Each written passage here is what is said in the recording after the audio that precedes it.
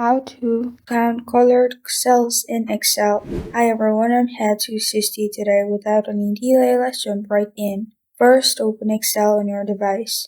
Now, what you need to do is click on Ctrl F on your keyboard, which will open Find and Replace. Here, click on Options. Then, select Format. Click on Choose Format from Cell. Now select the colored ones.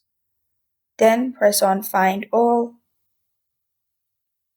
And if you had all the data and it's very hard to count, as you can see, 3 cells found at the bottom. And this is how to count. This is how to count colored cells in Excel. Thank you for joining me today. If this video helps you out, please leave a like and subscribe for more. Got a question or want to suggest a topic, comment below. Thank you for watching.